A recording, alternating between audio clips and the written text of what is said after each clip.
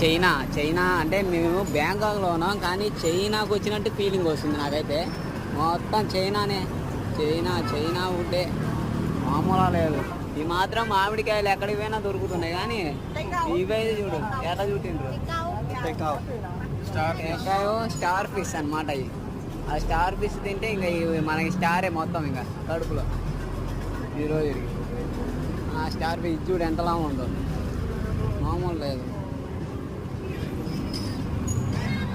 ఏడు చూడు dancer, yeah you yeah yeah వా యా, అది మైకేల్ జాన్సన్. యో యా యా యో. అది డబ్బులు వేయాలి దాంట్లో, వేద్దాం. ఆడికి డ్యాన్స్ చేసినందుకు ఒక 10 రూపీస్ వేద్దాం.